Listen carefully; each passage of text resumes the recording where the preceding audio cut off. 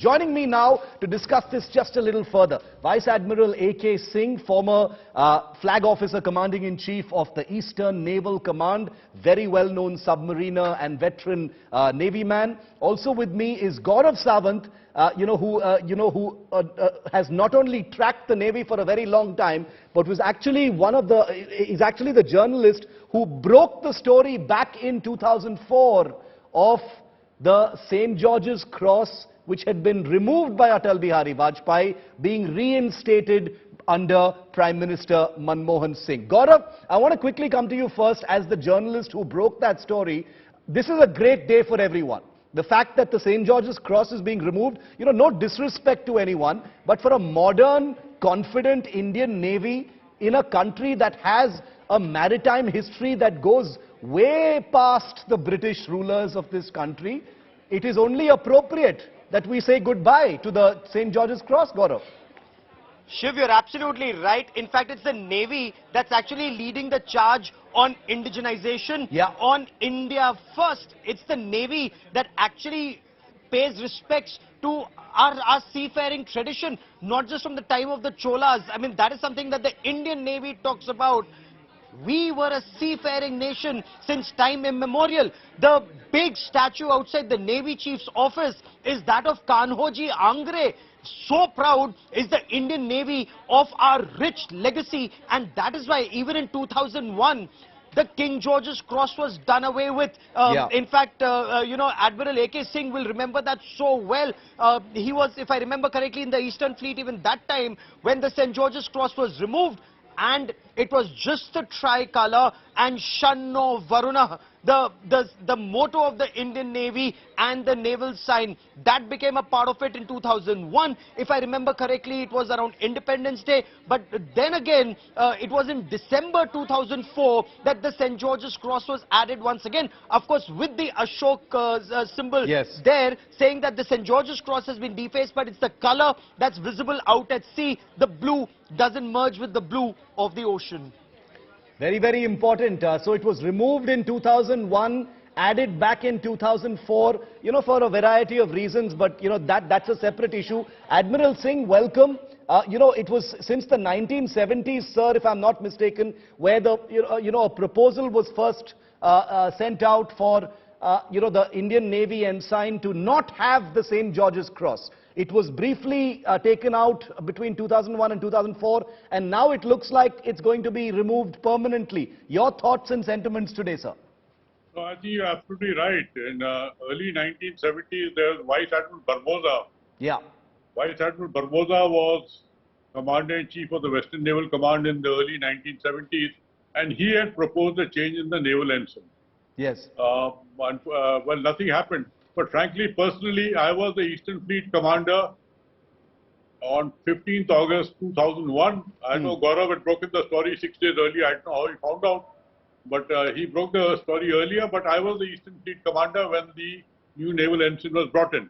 Personally, my own view is that this entire change should have, first of all, taken place on 26 January 1950. Instead of just removing the Union Jack, whatever major changes we had to do, we should have done once for all. Because the naval ensign to us is a very sacred flag. It flies on warships at sea all 24 hours. When our submarines are at sea, on the surface, they fly the naval ensign. In the harbour, every morning at 8 o'clock, it is raised, and at sunset, it is lowered. To us, it's a very sacred flag.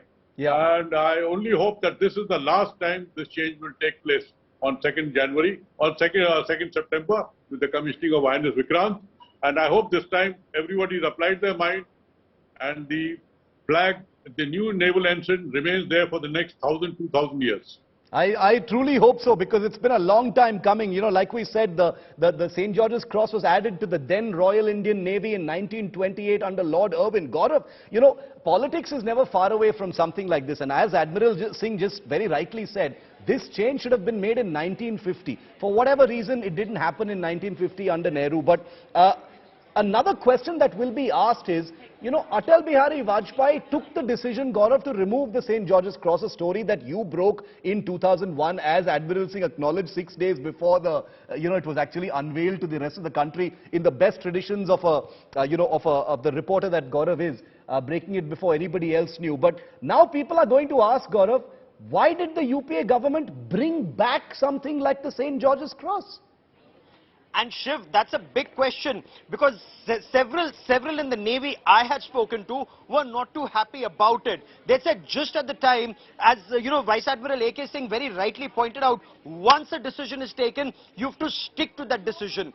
That decision was reversed within a couple of years, 2001 to 2004. The moment the UPA government came back to power, the St. George's Cross was back, of course, with the Ashok clan in midst of it, saying that it's no longer the St. George's Cross, but it's at least visible at sea, with which the initial flag wasn't. But Shiv, all of these questions had been seen and answered even before that.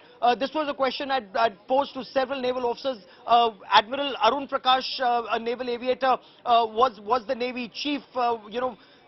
Somewhere down the line, we are told that they wanted to get back because they were exercising a lot with the Western navies, with navies of Europe, and there the St. George's Cross, got perhaps better acceptance at sea. It was more visible. Yes. It was more identifiable. There was more, esprit de corps or identification. A lot of reasons were offered at that point of time. But now, as the government says, we are entering Azadi Ka Amrit Mahotsav Varsh and Amrit Kal. As we celebrate 100 years of India's independence in 2047, indigenization, make in India, and think India.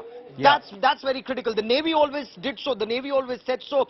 Remember the legacy of the Cholas or Kanhoji Angre, the respect to Admiral Kanhoji Angre. You see so much of that in the Navy, not as much in other services. Perhaps we would in times to come, especially the Army. But this is something that the Navy has been very proud of, our rich cultural heritage and history, Shiv.